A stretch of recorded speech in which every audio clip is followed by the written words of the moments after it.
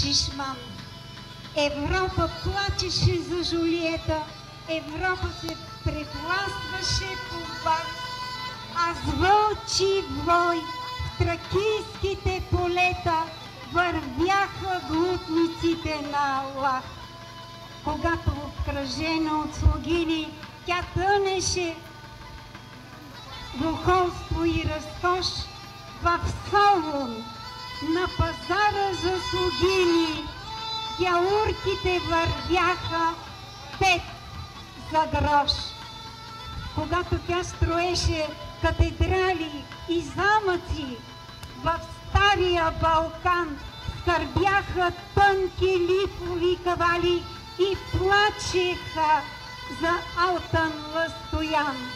Въздигаха се кървави калета, градени от отрязани глави, а всъщност си остана непревзета страната на хайдушките орли, а беше колкото кълпак голяма, широко колкото следа от лъв, но се превърна в страшна вълча яма, покрита с кости и залята с кръв.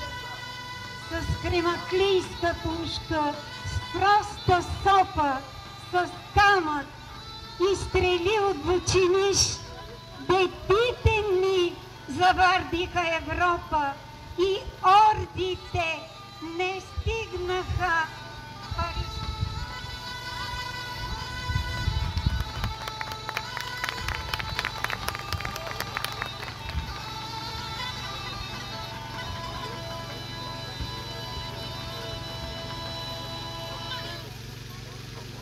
Родопа планина. Това е планината отгледала и откърмила не само силния и страшен ангел войвода, но от 7 май 1861 година из нея се чува за още един хайдутин, не по-малко страшен, който ще бъде крило за беззащитната рая. Този нов хайдутин се нарича Петко, момче с ненавършени 17 години и чиято детска кожа още не е докосната от бръсначи. Детството на Петко протича кротко и обикновенно. Момчето обича да свири на гайда, обича училището и дори мечтае за голяма наука, докато смъртна поразия не става с големия му брат Матю. Кроткият овчар Матю, който обичал да свири на кравал и пасял овцете на чифликчията Мехмед Касейчи.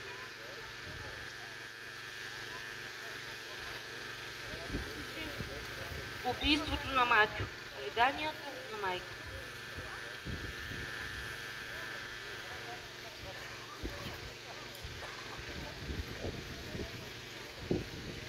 Петко се намерил там, като обезумялата от мъка негова майка запрегръщала обезобразения труп на синът си и запечатал страшната картина в сърцето си. И след първите пристъпи на жалост и така дошло и твърдото решение да стане хайдутин и да отмъсти за брат.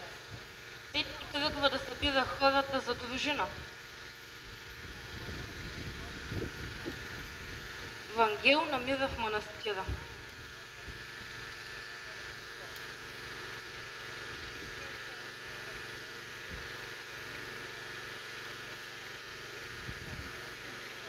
Малкият Петко на кошарата.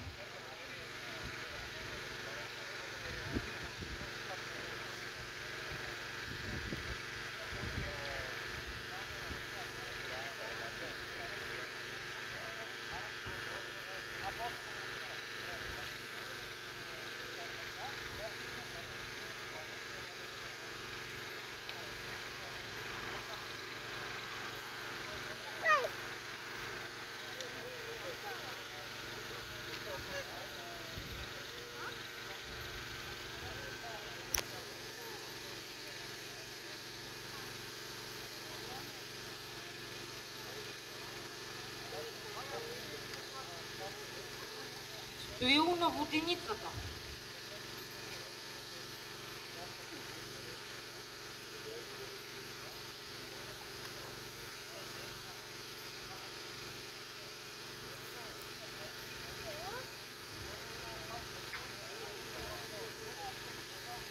ангелчо на черквата.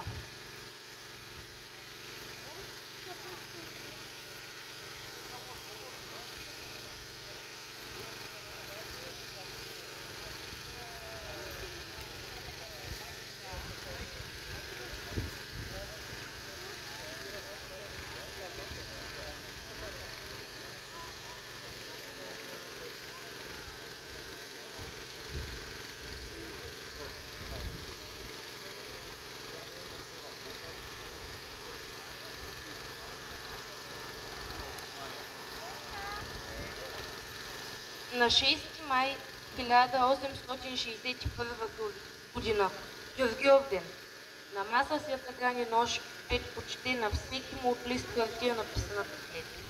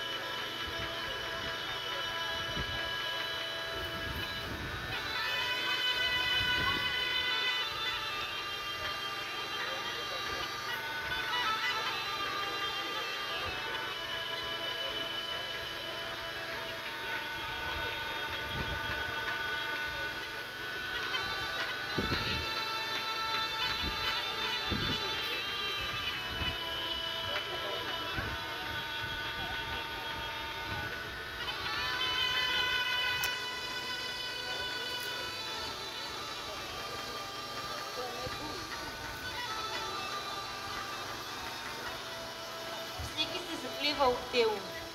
Следва отмъщението за Матио.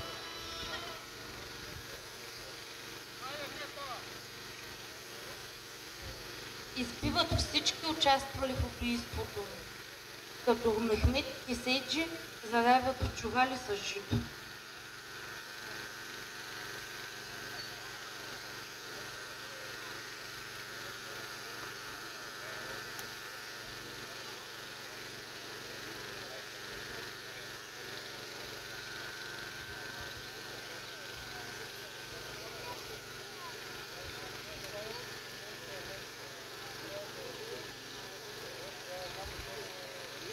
Следва нападение срещу малката Петкова дружина от по-многобройна турска потеря.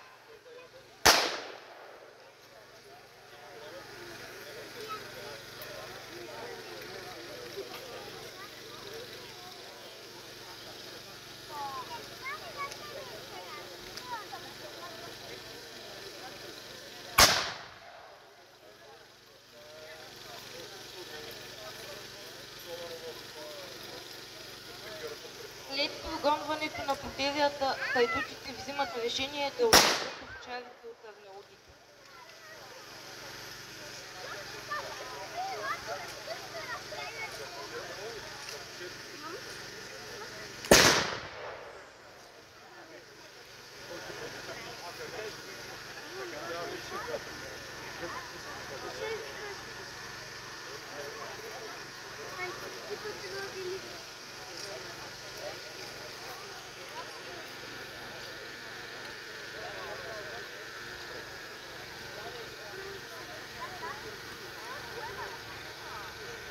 Изчакват ги до една кошара, като се представят за нови овчари.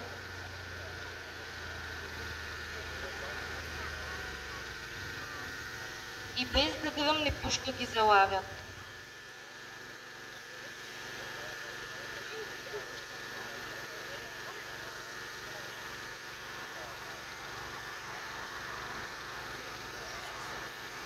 Здраво живо, kako просто to pravi. Ne sme se odpraviti, kako počina razbrani.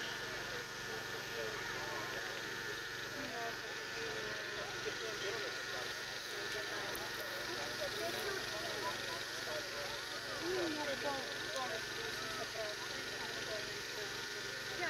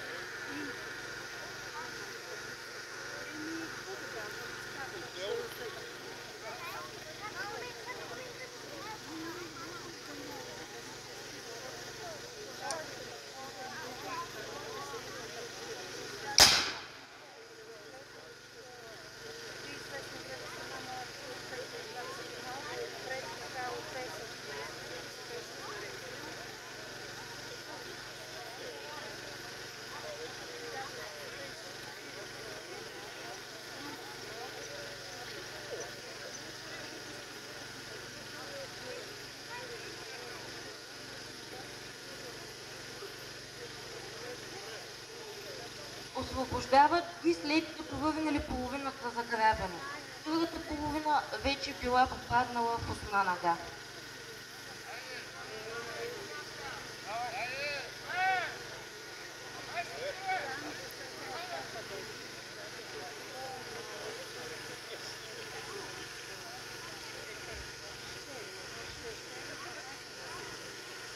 Четата отива с няколко хайдути преводеничари, защото имали уговорка да ги снабди с оръжие и барут, а и раненият в предишни битки войвода трябвало да се превърши.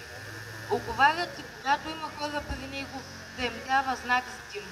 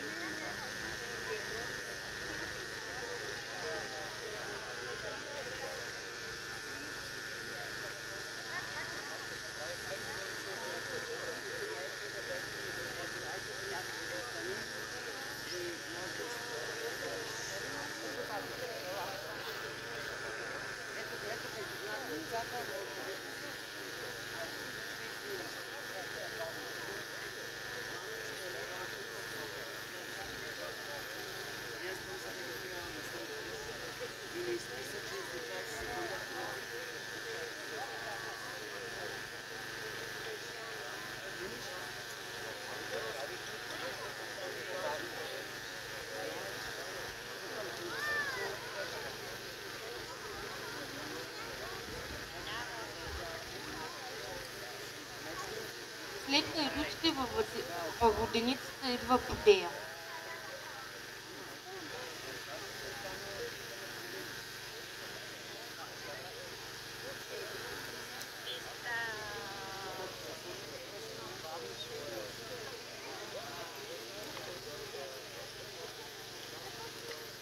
Те разпитват възрастния воденичар за Петко войвода.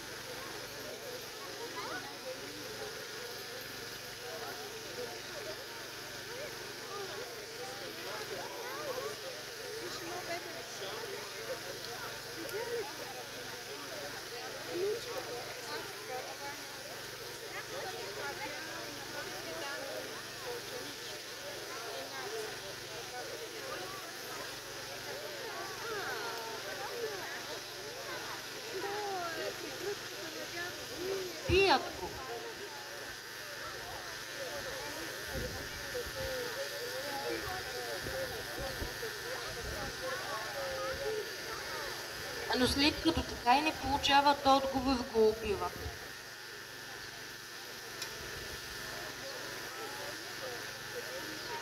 Воденичарят обаче вече е дал димният сигнал и хайдутите виждат заплахата.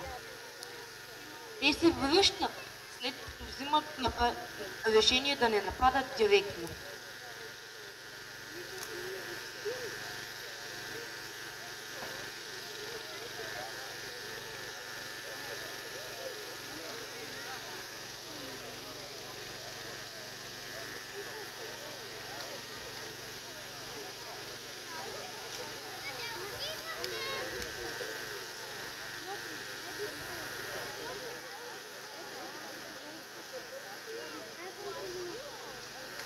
Показват чучело, което изправят за мишена. Дирията стреля по чучелото и докато зареждат отново пушките си, хайдутите ги залавят.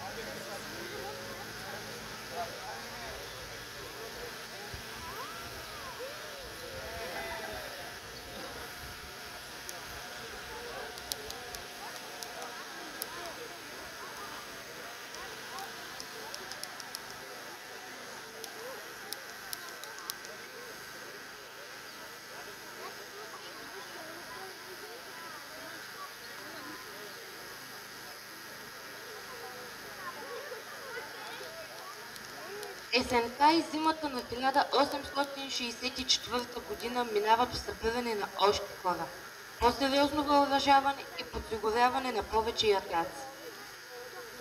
И щом пролетта покрива с шума дърветата, в гората новата чета излиза отново в Балкана. Следват няколко сблъсъка с потерите и войводата и хората му. Не само, че побеждават, но и тръгват да ги преследват. Тогава потирите на четата изпращат човекът, който е отрязал главата на Ангел войвода. Забива я на кол и за това си действие получава бенбашийски чин. Самият Осман Ага. Срещата се случва на самия бряг на Марица.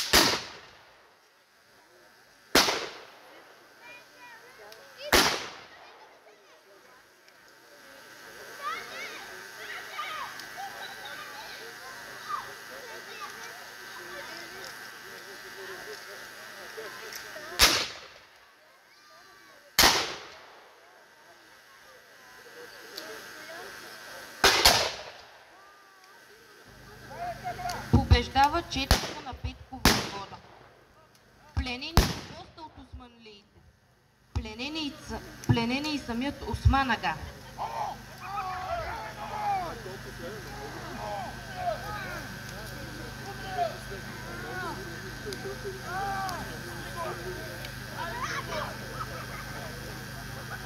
Накрая войводата сам обявява решението си да не ги убива,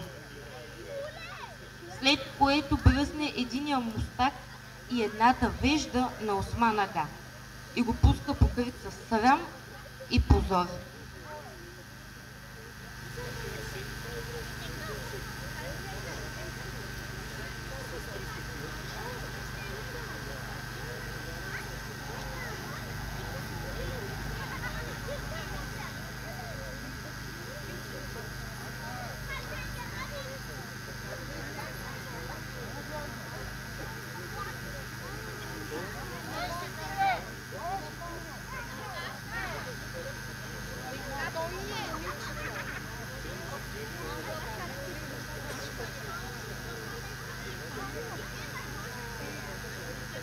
През 1864 година гръцкият комитет, водещ въстание на остров Крит, се обръща към Петко войвода с покана да слуша лекции във военната академия в Атина. Там прочутия български войвода се среща с италианския революционер Джузепе Гарибалди и с него организира славната Гарибалска дружина, съставена от италианци и българи, които участват в Критския бунт. След завръщането си войводата е натоварен да провери положението в Македония и Западните покрайнини. В Западните покрайнини Петко войвода се среща с няколко войводи и техните чети. Една от тях е Сирма войвода. Тогава войводата разбира, че Македония все още не е готова за мащабна и освободителна борба.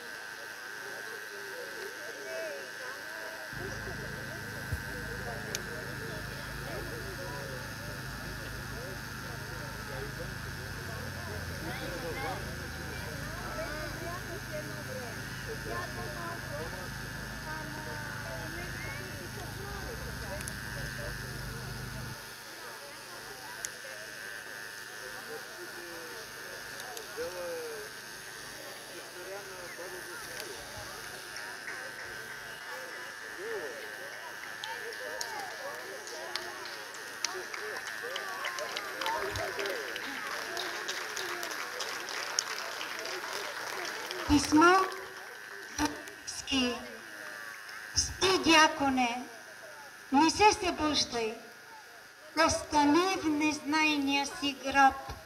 Добре си ти, оттам не виждаш съдбата на достойния ни род. Не виждаш майките, които днес не раждат, стариците край кофите за смет, бащите с джобовете празни, в ръцете с куфари и здравец за късмет. Децата ни са вече на изчезване, селата пусти, празни градове. Строим хотели, парки и гаражи, край просяка минава БМВ. На пътя към Европа се продават в ръцете с кукли малките моми. Те детството си в сънища сънуват, стаенна скръб в очите им гори. Спи, дяконе, не се събуждай, добре си там под тази черна тръст. Завиждам ти за той, че не дочака мечтите си, разпънати на кръст.